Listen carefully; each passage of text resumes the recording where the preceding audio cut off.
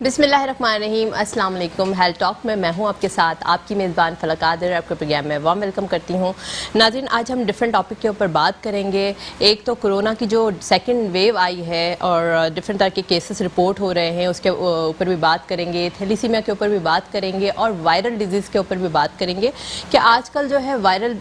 जो डिजीज़ हैं, बहुत सारी बीमारियाँ फैल रही हैं, लोग उसको कोरोना से जो है वो रेलिवेंट कर रहे हैं।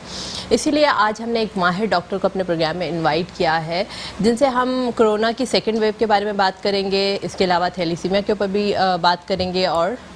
वायरल डिजीज़ को और कोरोना को कैसे डिफ्रेंशिएट करते हैं उसके बारे में बात करेंगे। सर जो है वो एक्सपो सेंटर में भी अपनी खिदमात सर अंजाम देते रहे हैं, कोविड के मरीज़ों को देखते रहे हैं। इसीलिए आज हम इनसे ब्रीफली बात करेंगे। सर अस्सलाम वालेकुम। आज हमारे साथ मौजूद हैं doctor Mohammad Arif,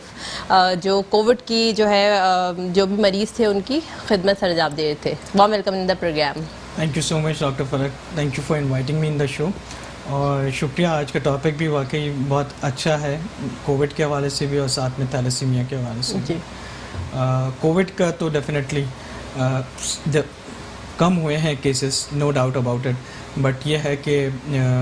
second wave की तरफ हम एक्सपेक्टेशन कर रहे हैं क्योंकि कई केसेस रिपोर्ट हुए हैं खास तौर पर। सर पर सबसे पहले मैं आपसे ये सवाल पूछना चाहूँगी कि जो एक बात बताई जा रही थी कि कोविड की जब पीक कम हो गई थी उसके बाद कहा जाता था कि दोबारा एक वेव आएगी और जो वायरस आएगा उसकी जो स्ट्रेंथ होगी काफ़ी बहुत ज़्यादा म्यूटेटेड होगी और वो ज़्यादा लीथल होगा जी, तो क्या ये बात सच है? देखिए, ये कोई भी हार्ड एंड फास्ट ये अभी तक कोई एज सच प्रूफ नहीं किया, मगर ये सारे रिसर्चर्स के बिहाफ पे एक एक्सपेक्टेशन किया गया है कि जो नेक्स्ट जो वायरस होगा, क्योंकि फ्लू और जो आपके विंटर सीज़न में होता है, तो इसलिए ये साइंटिस्ट का और रिसर्चर्स का ये एक अपना ख्याल है कि शायद वो ज़्यादा लीथल हो सकता है। तो इस वक्त जो भी जो केसेस हमारे पास जो रिपोर्ट अब दोबारा होने शुरू हुए हैं पिछले एक हफ्ते में, केसेस हमारे पास सिविल हॉस्पिटल में भी तकरीबन अगर 24 घंटे में अगर हम देखें तो तकरीबन 14 केसेस पॉजिटिव रिपोर्ट हुए। अच्छा जी, तो ये एक मेन ब्रेकिंग है। बाकी ये है कि अगर ओवरऑल अगर कराची का देखा जाए तो डिफरेंट जगहों पे हमें सुनने को यही मिल रहा है, but exact number of figures का तयन नहीं हो पा रहा है। अच्छा, तो सर जैसे कि अभी फीवर भी चल रहा है, बहुत सारे लोगों को वायरल फीवर चल रहा है और उसकी जो भी सिम्टम्स हैं वो कोविड से जो है वो मुशाबे होते हैं, उसके साथ जो है वो मैच कर रहे होते हैं, तो कैसे डिफ्रेंशिएट करना चाहिए? क्योंकि बार बार टेस्ट करवाना हर किसी का अफोर्डेबिलिटी नहीं है, हर कोई नहीं करा सकता। देखिए, मेन चीज़ ये है कि जिस तरह से अब कोई भी चाहे अब ये भी इसको आप एज अ फ्लू के तौर पे तो नहीं ले सकते डेफिनेटली कोविड को, बट इनिशियली बेसिस पे डायग्नोज होने के लिए यही है कि क्लिनिकली बेसिस पे आप फौरी बेसिस पे अपने डॉक्टर से रिव्यू करें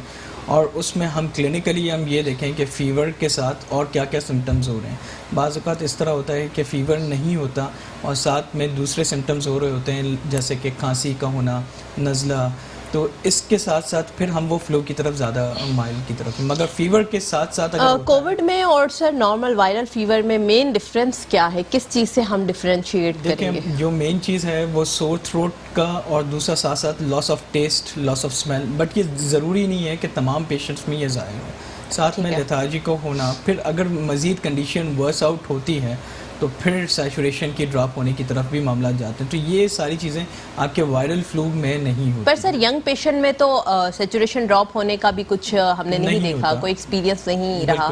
बिल्कुल, फिर उस सूरत हाल में हमें जो नहीं फिर एक ही तरीका होता है कि हम टेस्ट की तरफ, डायग्नोसिंग टेस्ट की तरफ जाएं, जिसमें दो तरह के हमारे पास टेस्ट होते हैं। एक तो PCR का होता है जिसके हम नेज़ल स्वैब या थ्रोट स्वैब के थ्रू, गले के थ्रू या नाक के थ्रू हम जा रहे होते हैं और उससे मज़ीद हम सैंपल ले रहे होते हैं। और दूसरा जो हमारे पास ब्लड टेस्ट का जो होता है सीरोलॉजी टेस्ट होता है, वो सीरोलॉजी टेस्ट में IgG और IgM होता है। ठीक है, IgG और IgM के बिहाफ पे हम फर्दर डायग्नोज कर रहे होते हैं कि करंट इन्फेक्शन है या नहीं है। आप प्रोग्राम में लाइव कॉल्स भी कर सकते हैं, लाइव कॉल के ज़रिए किसी भी तरह का कोई सवाल हो, डॉक्टर साहब हमारे साथ मौजूद हैं, आप कोविड से रेलिवेंट, सेकेंड वेव से रेलिवेंट आप सवाल पूछ सकते हैं।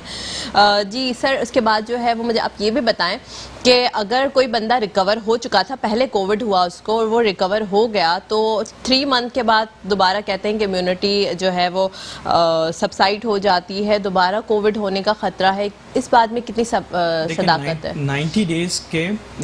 तक का इंटरवल पीरियड है इम्यूनिटी का, क्योंकि तब तक एंटीबॉडीज डेवलप हुई भी होती ठीक है। 90 डेज के बाद एक्सपेक्ट ये किया जा रहा है कि देयर इज चांसेस कि उसमें चांसेस हैं कि दोबारा ये हो सकता है। तो दोबारा जब होगा तो काफ़ी लीथल होगा या ये अब हमें जो नहीं, इस वक्त केसेस अब रिपोर्ट हो रहे हैं, हम सारी इस चीज़ों को, साइन सिम्टम्स को डायग्नोज करें, क्योंकि ये फर्स्ट टाइम है, इससे पहले कभी हुआ नहीं है। तो सारी चीज़ें ऑन पेपर, ऑन रिकॉर्ड पे हम कर रहे हैं, और दुनिया में भी इस वक्त देखा जाए तो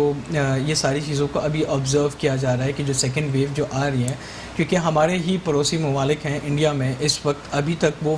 फर्स्ट वेव पे ही कंटिन्यूटी और बड़ी शिद्दत से वहाँ वो फैल रहा है कंटिन्यूसली बेसिस पे। अच्छा। तो इस ऐसे मुकाबले में हमारी पाकिस्तान जैसी कंट्री में हमारे पास अल्लाह ताला ने बहुत करम किया है, जहाँ हम SOPs को लगातार हम कह रहे होते हैं कि फॉलो किया जाए दूसरी चीज़ों को, मगर हम ये देख रहे होते हैं कि अभी भी पब्लिक प्लेसेस में वगैरह में लोग सोशल डिस्टेंसिंग का और मास्क का इस्तेमाल नहीं करते। तो असल चीज़ यही है कि सेकेंड वेव से प्रिवेंशन के लिए कम से कम हम उस SOPs को ही फॉलो कर लें, तो डेफिनेटली हम उससे फ़ायदा उठा सकते हैं और चीज़ों से बचा भी जा सकता है। अच्छा, ठीक है। मतलब मीन्स के हम लोग अगर SOPs का हमें अभी ख्याल रखना चाहिए, जैसे लोगों ने ये समझा है जैसे लॉकडाउन ख़त्म हो गया है तो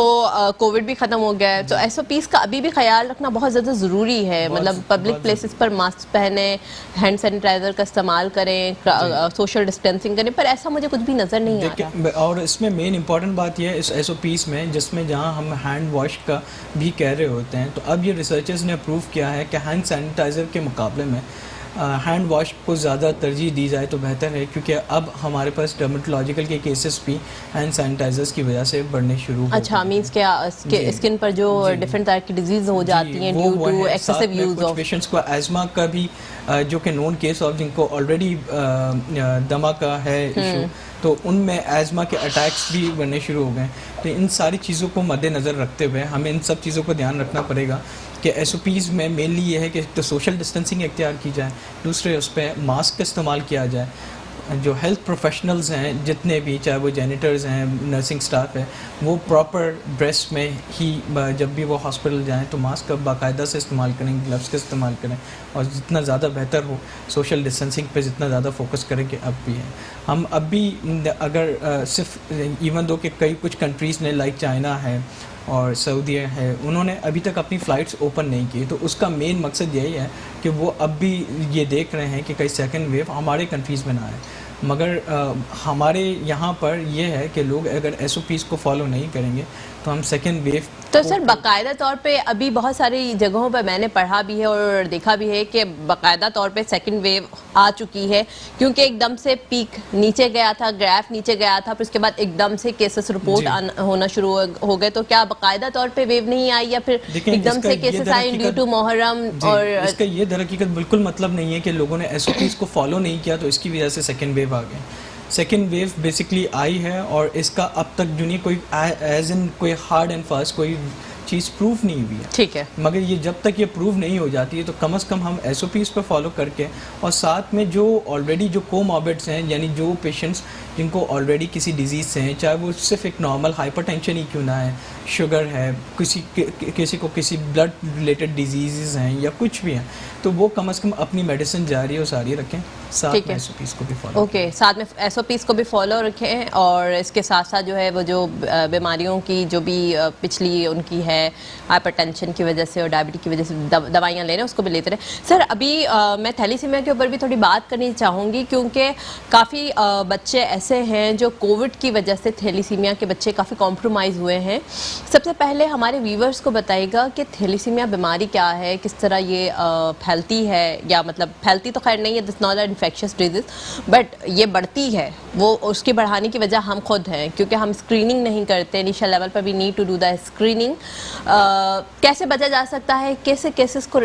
ख़त्म किया जा सकता है, प्रिवेंशन कैसे की जा सकती है, और जो बच्चे अभी मौजूद हैं थैलेसीमिया के तो उनकी लाइफ बहुत इंपॉर्टेंट है, तो ब्लड डोनेशन भी बहुत ज़्यादा इंपॉर्टेंट है, तो उसके ऊपर भी बात करिएगा कि what is thalassemia basically. Thalassemia is a blood disorder. ये ब्लड की एक बीमारी है जिसकी वजह से कुछ बच्चों में जो कि पैदाइश के वक्त जो नहीं है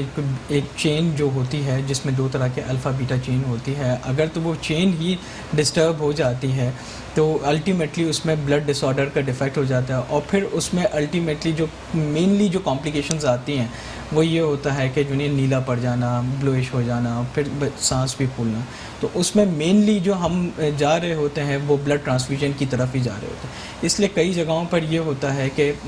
जो लोग जब अभी भी रिसेंटली जो कोविड का वजह से ये सारा सब कुछ हुआ था तो लोगों ने ब्लड का डोनेशन का काफ़ी जो फुकदान था वो काफ़ी कम हो गया था। तो फिर उस सारी सूरत हाल में हमें फिर एक कैंपेन ऑर्गेनाइज़ करनी पड़ी थी और फिर लोगों में एक अवेयरनेस क्रिएट करनी पड़ी थी कि हर सूरत में ब्लड ट्रांसफ्यूजन का जो प्रोसेस है वो जारी और सारी रहे। दूसरी मेन इंपॉर्टेंट बात, जिस तरह आपने ये सवाल किया कि क्या थैलेसीमिया से बचा जा सकता है, तो मेन असल चीज़ यही है कि कोई भी जो शादी का जो जोड़ा होता है वो अपनी स्क्रीनिंग ज़रूर करवाएं। इसी वजह से, और ये इसकी मेन वजह यह है कि ख़ास तौर पर उन लोगों को तो ज़रूरत के तौर पर करवाने की ज़रूरत है कि जहाँ फैमिलियल में ही जहाँ शादी का मेन हो, और इसलिए ये मेडिकल रिसर्च ने और दूसरी चीज़ प्रूव किया है कि इट्स बेटर कि अवॉइड किया जाए कि फैमिलियल में ही रादर सर, जैसे कि आपने बताया कि स्क्रीनिंग के ज़रिए हम इसको रोक सकते हैं, तो क्या गवर्नमेंट की पॉलिसीज़ बनाना ज़रूरी नहीं है कि उनको पॉलिसीज़ में रख देना चाहिए कि अगर शादी से पहले आपका एक टेस्ट, जैसे ईरान और डिफरेंट तरह की कंट्रीज़ उन्होंने अपनी पॉलिसीज़ के अंदर ही ऐड कर दिया है और उस तरीके से वो थैलेसीमिया को काफ़ी हद तक समझ लें ख़त्म कर चुके हैं। पर पाकिस्तान के अंदर केसेस अभी भी बहुत सारे लोग ऐसे हैं जो माइक्रो एनीमिया में हैं और उनको जो है माइक्रो थैलेसीमिया। आप बिल्कुल सही कह रही हैं, और ये होना तो एक्चुअल होना ही ये चाहिए, बल्कि हम हुकूमत से भी यही दरख्वास्त करेंगे कि तमाम जितने भी अब जो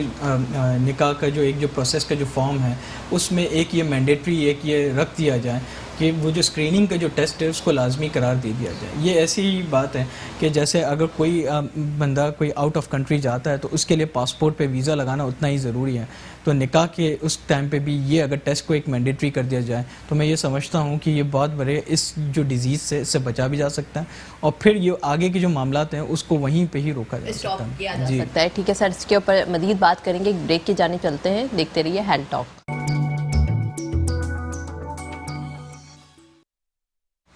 welcome back after the break. हम बात कर रहे थे कोविड पर कि कोविड की जो सेकंड वेव है वो अभी तक बाकायदा तौर पे आ चुकी है या नहीं। दूसरी जो है वो हम थैलेसीमिया के ऊपर बात कर रहे थे, प्रिवेंशन के ऊपर भी बात कर रहे थे।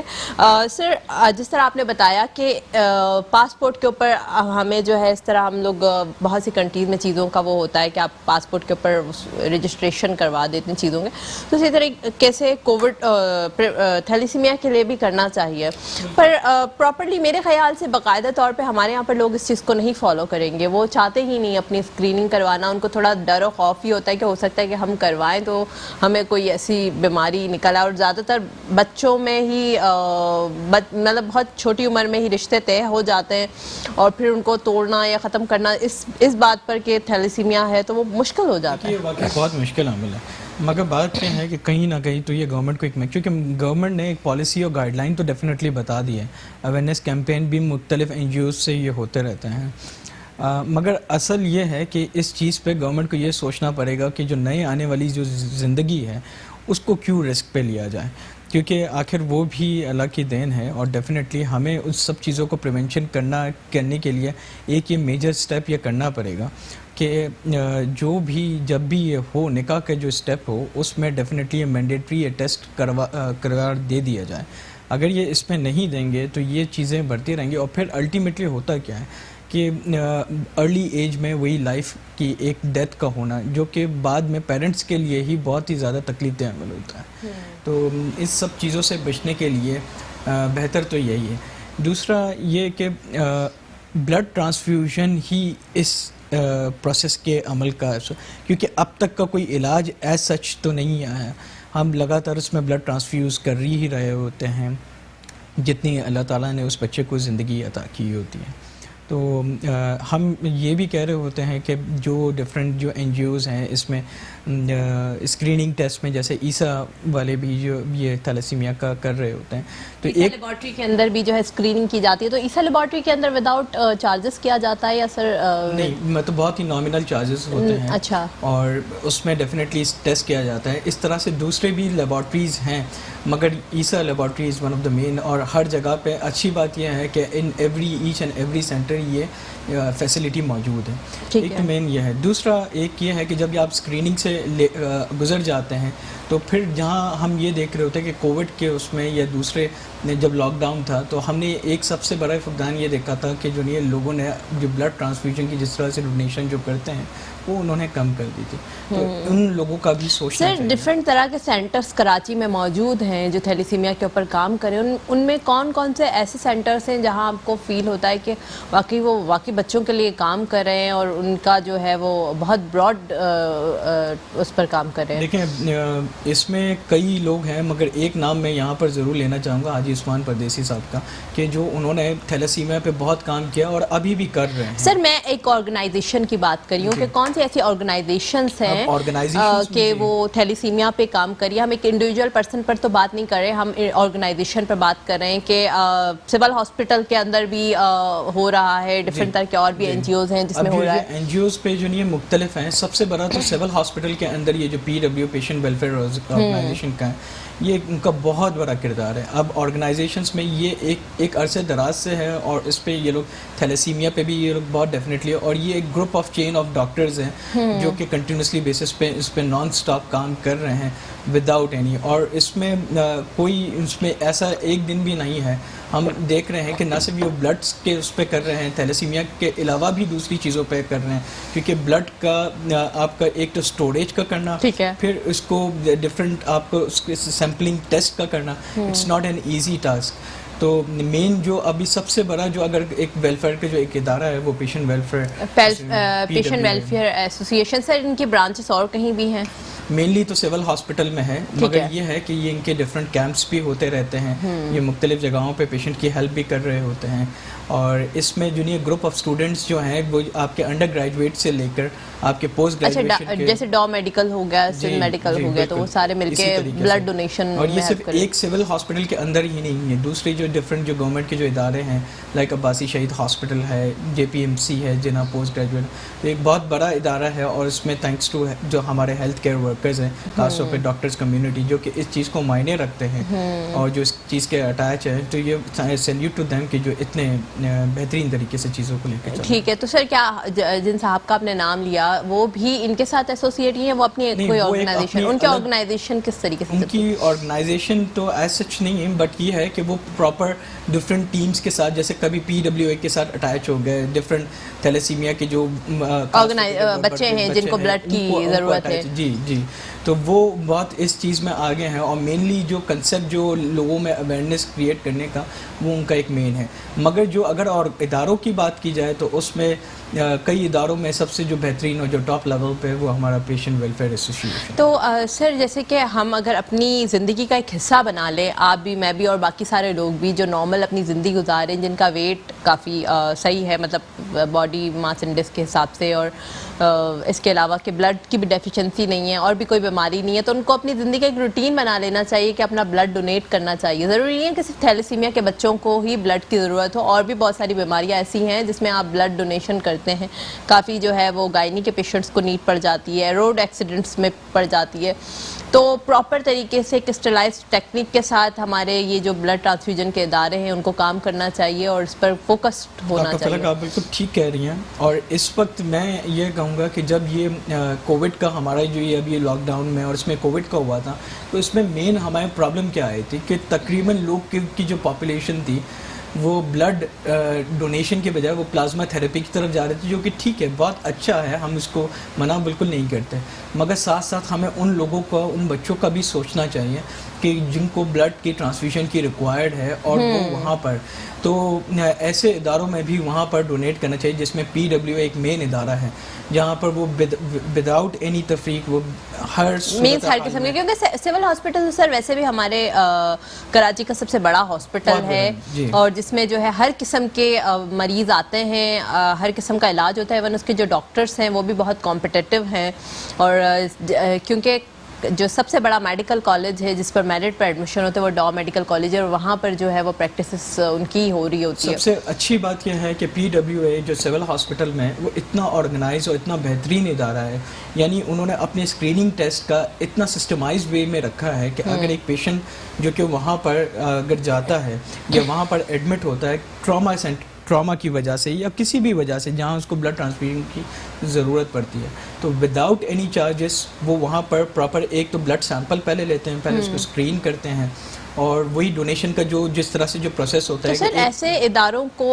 लाइक जैसे सिविल हॉस्पिटल तो एक फंडिंग हॉस्पिटल है, ऑलरेडी गवर्नमेंट फंड कर रहा होता है इसको, तो क्या कोई फिलैंथ्रोपिस्ट भी आकर उनको हेल्प करते हैं या फिर हम तो ये अर्ज करेंगे कि PWA को जितना ज़्यादा सपोर्ट किया जाए, क्योंकि ये अल्टीमेटली सिर्फ एक ब्लड के उस पे इदारे पे नहीं है, डिफरेंट कई और दूसरी चीज़ें हैं, पेशेंट की एड का, मेडिसिन से रिलेटेड आपके कई डिफरेंट जगहों पे कैंप्स लगाना, तो दिस इज HIV एड्स और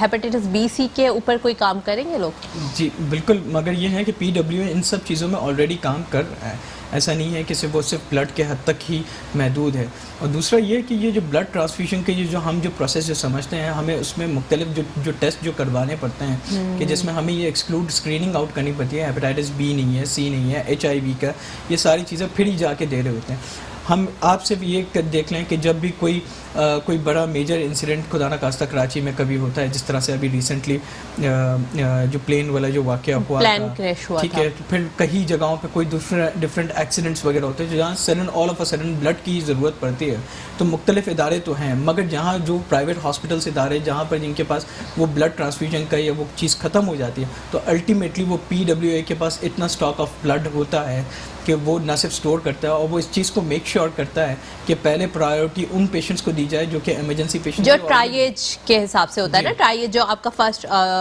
जिसमें हम देखते हैं कि सबसे ज़्यादा ज़रूरत किसको है, सबसे पहले कौन जो है इसका डिज़र्विंग है पर्सन, क्योंकि ऐसा भी है कि हमारे यहाँ पर काफ़ी इस चीज़ को निगलेक्ट करते हैं कि ट्राइएज कभी नहीं देखा जाता, इसकी वजह से बहुत सारी जानें चली जाती हैं। इमरजेंसी में भी सबसे पहले आपको उन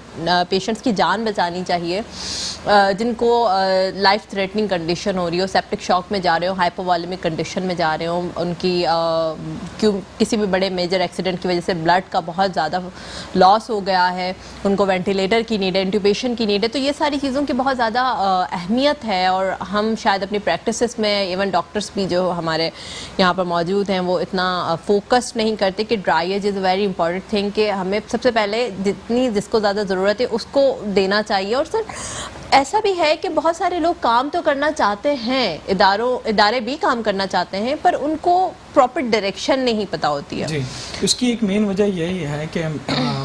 मैं तमाम वो जो फार्मास्यूटिकल कंपनीज़ हैं और जितने भी हैं उस तमाम उसमें एक शॉर्ट सा सेगमेंट हो, बल्कि मीडिया के उस पर भी एक शॉर्ट सा सेगमेंट, जिस तरह आपको अप्रिशिएट किया जाता है कि इतना एक मेजर टॉपिक आपने थैलेसीमिया का एक उठाया और फिर उस पर स्क्रीनिंग का, तो ये मेन चीज़ ये है कि अवेयरनेस क्रिएट लगातार वक्फन ये जो नहीं है ये वक्तन बिल्कुल, और अगर ये चीज़ कंटिन्यूटी में रही तो होगा ये कि पब्लिक में अवेयरनेस आ जाएगी कि ब्लड ट्रांसफ्यूजन देने से कुछ होता नहीं है, उससे कोई प्रॉब्लम नहीं होती। हमारे पास कई ऐसे पेशेंट्स आते हैं, मैं खुद सिविल हॉस्पिटल से ताल्लुक़ रखता हूँ वर्किंग एज अ कार्डियोलॉजिस्ट, हमारे पास कई ऐसे पेशेंट्स आते हैं जिनके हीमोग्लोबिन नॉर्मल लेवल पे होता है, बल्कि हीमोग्लोबिन ज़्यादा होता है, तो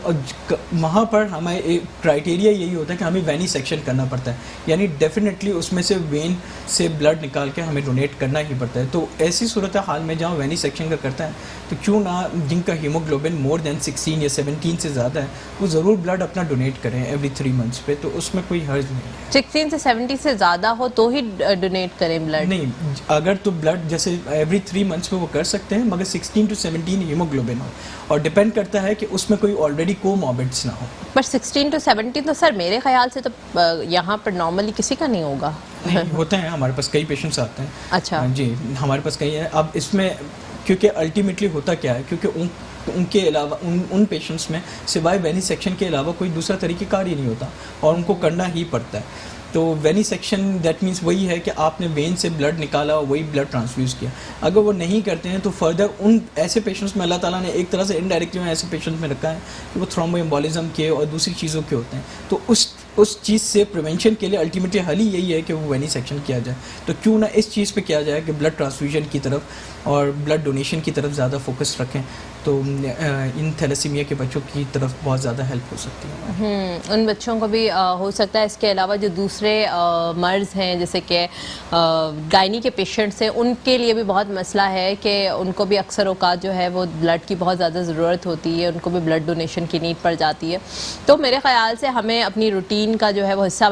बना लेना चाहिए ब्लड डोनेशन का। सर ज़रा क्राइटेरिया बता दें हमारे व्यूवर्स को कि ब्लड डोनेशन आप कब कर सकते हैं और किस वक्त कर सकते हैं, और बहुत सारे ऐसे लोग हैं जिनको अभी तक अवेयरनेस नहीं है कि ब्लड डोनेशन देना चाहिए, तो उनको ज़रा क्राइटेरिया बता दें। देखिए, एक तो मेन बात यह है कि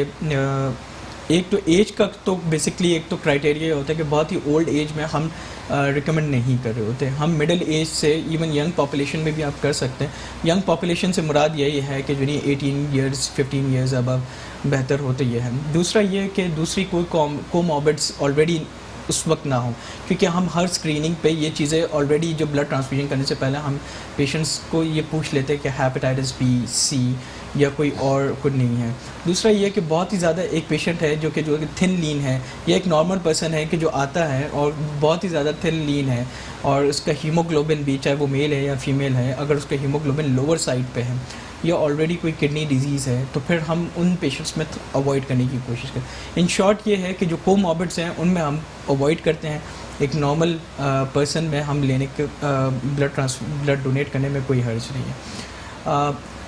इससे कब अक्सर लोगों का सवाल होता है कि हमने ब्लड डोनेट कर दिया तो यूजुअली कितने महीने बाद हमें ब्लड डोनेट करना चाहिए।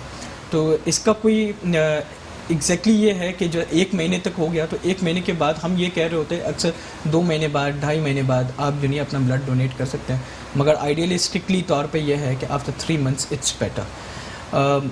ब्लड डोनेट करने से कोई एज सच प्रॉब्लम नहीं है, मगर सब चीज़ों को हम रूल आउट करते हैं। सर ज़रा एडवांटेजेस बता दें कि अगर कोई अपना ब्लड डोनेट करता है तो इसका कोई नुकसान नहीं है बल्कि फ़ायदा है इससे आपकी बॉडी में। बेसिकली जो ब्लड का जो प्रोसेस का है, स्प्लीन बेसिकली और ज़्यादा मोर एक्टिव हो जाता है अल्टीमेटली और मज़ीद है। तो इसका अल्टीमेटली नुकसान ये नहीं है कि आपकी हीमोग्लोबिन लेवल बहुत ही कम हो। एग्जैक्टली डेफिनेटली उस टाइम पीरियड के लिए हो सकता है कि आप, क्योंकि मोस्टली 450 to 500 ml ही मुश्किल से निकाला जाता है, ज़्यादा से ज़्यादा या इससे ज़्यादा अगर हो भी तो हीमोग्लोबिन में 1 उसका ड्रॉप होगा जो कि विदिन 1 मंथ में वो रिकवर हो जाएगा। तो अल्लाह ताला ने इस तरह रखा ही हमारे जिस्म में इस तरह से कि स्प्लीन की जो प्रोसेस की जो एक्टिविटी है वो बनने शुरू हो जाती हैं, आपके ब्लड सेल्स बनने शुरू हो जाते हैं और अल्टीमेटली वही हीमोग्लोबिन विदिन। अच्छा सर देखिए, एक तो मैं खुद अपने आपसे बताना चाहूँगी कि ब्लड डोनेशन का फ़ायदा ये है कि जब कभी आप ब्लड डोनेट करने जाते हैं तो आपकी स्क्रीनिंग होती है, आपको पता चल जाता है कि आपको हेपेटाइटिस बी या सी नहीं है, क्योंकि ब्लड देने से पहले आपकी स्क्रीनिंग की जाती है, देखा जाता है कि आप का जो है वो और दूसरी बात आपको ये भी पता चल जाता है कि आपका जो हीमोग्लोबिन है वो किस क्राइटेरिया पे फॉल कर रहा है। अगर नॉर्मली पाकिस्तान के अंदर या अगर हम कराची के हवाले से या मौसम के हवाले से देखा जाए तो फीमेल्स का 12 तक नॉर्मल होना ज़रूरी है और मेल्स का भी 14 to 15 होना ज़रूरी है। तो आपको ये भी पता चल जाता है कि आप जो है वो एनेमिक नहीं है। दूसरा आपको ये पता चल जाता है कि आप किसी ऐसी बीमारी में मुब्तला नहीं है जैसे कि हेपेटाइटिस बी या सी, जो बहुत आम तौर पर पाई जाती है और हमें पता भी नहीं होता कि इसका सोर्स ऑफ इन्फेक्शन कहाँ से आपको बॉडी के अंदर आपके इन्फेक्शन चला गया है। तीसरा जो है वो इटसेल्फ आप जब ब्लड डोनेट करते हैं तो न्यू सेल क्रिएट होते हैं बॉडी के अंदर, तो बहुत सारे फ़ायदे हैं। स्क्रीनिंग हो जाती है और फ्री में स्क्रीनिंग होती है। जब आप कभी ब्लड डोनेशन करने जाते हैं किसी भी इदारे को तो उन्होंने अपना क्राइटेरिया रखा हुआ होता है कि आपको पूरी स्क्रीनिंग करके और दे देते हैं और उसके बाद आपको ये भी बता देते हैं कि आप काबिल हैं भी ब्लड डोनेशन के या नहीं। तो ये सारे फ़ायदे होते हैं। बिल्कुल। अच्छा, मैं यहाँ पर एक ऐड ऑन करना चाहूँगी। जिस तरह से एक NGO ने अभी recently mobile services blood donation का इन्होंने शुरू किया है, तो इस तरह से मैं उन तमाम NGOs से और जो थैलेसीमिया पे और दूसरी चीज़ों पे वर्क कर रहे हैं, मैं उनसे दरख्वास्त करूँगा ये मोबाइल सर्विस जगह जगह पे उनके इलाकों में, ताकि ईज़िली जब लोगों में या उस पर्टिकुलर एरिया में आप जाएंगे तो बहुत सारे लोग ऐसे होंगे कि जो बिल्डिंग टू बिल्डिंग अगर अप्रोच करेंगे तो ब्लड डोनेशन का होगा, उससे अल्टीमेटली फ़ायदा उन जो डोनेट करने वाले उनको भी होगा, और साथ साथ एक ब्लड के जो क्वांटिटी है वो भी हमारे पास एक स्टोरेज का भी वो हो जाएगा। तो एक तो मेन बात ये है। दूसरा ये है कि हमें ये बात समझने की ज़रूरत है, यहाँ मैं ख़वातीन के हवाले से मैं एक बात करूँगा कि कई दफ़ा ऐसे फीमेल्स होते हैं कि जिनका हीमोग्लोबिन बहुत लोअर साइड पे होता है। लोअर साइड से मुराद यही है कि 11 या उससे बिलो हो। ठीक है सर, एक कॉलर का सवाल है, वो कह रहे हैं कि ब्लड जब थैलेसीमिया का लगता है तो कितने टाइम तक लगता है, क्या वेरी करता है बच्चों में? देखें, डिपेंड करता है। वैसे ये एक जनरल अगर नॉर्मल प्रोसेस में देखा जाए तो उसमें कंटिन्यूसली ताहयाती तकरीबन ब्लड ताहयात होता है। अच्छा, तो ऐसा नहीं होता कि किसी को अगर माइनर है और उसको थोड़ा ब्लड की नीड है, माइनर थैलेसीमिया है, तो उसको हम क्या यानी कि क्या कहते हैं डिफरेंट इलाज से ठीक नहीं कर सकते ऐसे बच्चों को? देखिए, उसमें फिर हमें क्लिनिकली माइनर थैलेसीमिया में फिर हमें क्लिनिकली देखना होता है कि क्या स्प्लीनोमेगाली है, यानी स्प्लीन का इन्लार्जमेंट तो नहीं है, और डिफरेंट हम ये भी देख रहे होते हैं हीमोग्लोबिन कहाँ है, कहीं से ब्लड लॉस तो नहीं हो रहा, जो चेन है वो कहीं डिस्ट्रॉय तो नहीं हो रही है। तो माइनर में ज़रूरी नहीं है कि ब्लड ट्रांसफ्यूजन की ज़रूरत हो, बट मेजर में डेफिनेटली हमें ब्लड ट्रांसफ्यूजन। पर समटाइम्स सर ऐसा होता है कि कुछ बच्चे बहुत वीक होते हैं और उनको भी नीड पड़ जाती है समटाइम ब्लड डोनेशन की, तो वो तो इतना नहीं होता कि बार बार, जैसे एक मेजर थैलेसीमिया के बच्चे जो होते हैं उनको तो उनका तो रूटीन होता है ना लाइफ उसमें वो, पर माइनर में ये होता है कि आप डाइट मॉडिफिकेशन के थ्रू या फिर आप और उसमें भी मेडिसिन के थ्रू नहीं। अच्छा, कुछ पेशेंट्स में होता है कि जो माइनर में जहाँ वो चेन डिस्टर्ब होती है या बहुत ही थिन लीन होते हैं या हीमोग्लोबिन लोअर साइड पे होता है, तो फिर वहाँ हमें ट्रांसफ्यूशन की ज़रूरत पड़ती है। अच्छा, तो सर ऐसा क्या हम करें जो थैलेसीमिया के बच्चे हैं उनकी ज़िंदगी को बढ़ा सकें? कौन सी ऐसी टेक्निक्स हैं जिसमें हम उनकी लाइफ को थोड़ा इन्हांस कर सकें? क्या लाइफ मॉडिफिकेशन के थ्रू, ब्लड के थ्रू, या फिर वो सिर्फ एक ही तरीक़ेकार है कि ब्लड के थ्रू ही ऐसे इदारे मज़ीद बनने चाहिए और अवेयरनेस क्रिएट होनी चाहिए। मेनली तो चीज़ है यही है कि एक तो पहली बात है कि थैलेसीमिया को रोका कैसे जा सकता है, पहले तो इस चीज़ पे सोचा, प्रिवेंशन पे काम करना चाहिए, प्रिवेंशन पे काम करें। और फिर ये है कि अब जब हो चुका है तो इसके ब्लड ट्रांसफ्यूजन के अलावा कोई दूसरा इसका हल ही नहीं है। अब जब तक इसका हल दुनिया में नहीं आया है एज ए ट्रीटमेंट के तौर पे, तो इसका हल ही यही है कि हम ब्लड ट्रांसफ्यूजन की तरफ, ब्लड डोनेशन की तरफ हम ज़्यादा फोकस रखें। और फिर दूसरा, इससे पहले ही हम जब ये नौबत आ गई है तो फिर हम दूसरा पे प्रिवेंशन की तरफ ज़्यादा सोचें, और हुकूमत को दूसरे जो इदारे हैं जो कि हेल्थ से ताल्लुक़ रखते हैं उनको ऐसी पॉलिसीज़ बनानी चाहिए कि जो निकाह के टाइम पे एक मैंडेटरी, एक डेफिनेटली एक रूल कर दें, और इसी में ही हम बेहतर तौर पर रह सकते हैं। हाँ बिल्कुल, हम जो है पहले से ही प्रिवेंशन टेक्निक्स पर काम करें। बहुत सारी ऐसी चीज़ें हैं जो हम निगलेक्ट कर रहे हैं हेल्थ के हवाले से, और इवन हमें अवेयरनेस नहीं है। हमारे जो इदारों में लोग मौजूद हैं, उन जो हेल्थ के इदारों में मौजूद हैं, उनको ABCD भी नहीं पता हेल्थ की कि है क्या, और उनको हमने नाफिज किया हुआ है, अहदेदार बनाया हुआ है, तो ऑब्वियस सी बात है चीज़ें तो फिर बिगड़ेंगी। तो ऐसे लोगों को लाना चाहिए जिनको बैकग्राउंड नॉलेज हो, उनको पता हो कि स्क्रीनिंग क्या होती है, कैसे बीमारियों से बचाया जा सकता है, और इंटरनेशनली कैसे लोग जो है वो इस तरह की जो बीमारियां हैं जैसे पोलियो है, थैलेसीमिया है, इसके अलावा जो है और भी बीमारियां हैं जो अब इरेडिकेट हो चुकी हैं इंटरनेशनली, तो लोगों ने ख़त्म कर दी हैं बीमारियां, पर पाकिस्तान से तो पोलियो जैसी बीमारी या फिर स्मॉल पॉक्स जैसी बीमारी भी ख़त्म नहीं हो रही है। तो हमें अपने हेल्थ सिस्टम को थोड़ा स्ट्रॉन्ग करना चाहिए, अवेयरनेस सेशंस को बढ़ाना चाहिए, ऐसे लोगों को पावर्स देनी चाहिए जिनके पास नॉलेज अच्छी हो, जिनको हेल्थ के हवाले से भी पता हो। सर, हमारे व्यूवर्स को क्या पैगाम देना चाहेंगे? देखिए, मेन तो ये है कि एक तो अगर शॉर्ट फॉर्म में अगर ब्लड के हवाले से बात की जाए तो ब्लड डोनेशन बिल्कुल कीजिए, इसमें कोई नुकसानदेह नहीं है। इस तरह से आपकी खुद की, इससे पहले कुछ इनिशियली ट्रांसफ्यूशन की से पहले ऐसे NGOs हैं जो कि मोबाइल सर्विस को शुरू में वो आपके इलाके में आते हैं, तो आप उनको रिफ्यूज़ नहीं कीजिए, आप अपनी स्क्रीनिंग टेस्ट भी करवाइए, जिसमें वो नॉर्मल रूटीन ब्लड टेस्ट भी करवाते हैं। इसमें CBC, UC, आपके HbA1c और हेपेटाइटिस B, C के तमाम वो टेस्ट भी हो जाते हैं, और साथ में आप एक खिदमत खल्क का एक ज़रिया भी बन सकते हैं। दूसरा, वैसे ही सेकेंड वेव कोविड के हवाले से तो मैं यही कहूँगा कि तमाम लोग SOPs को डेफिनेटली फॉलो करें, जिसमें मास्क का इस्तेमाल है, सोशल डिस्टेंसिंग है, और साथ साथ हैंड वॉशिंग टेक्निक का भी। बहुत शुक्रिया सर, आप हमारे प्रोग्राम में तशरीफ़ लाए। बहुत सारी चीज़ों को हमने कवर किया, थैलेसीमिया को, कोविड को और भी बीमारियों को हमने कवर किया। इसके साथ साथ अपनी मेज़बान फलक कादिर को इजाज़त दीजिएगा। बहुत शुक्रिया, अल्लाह हाफ़िज़।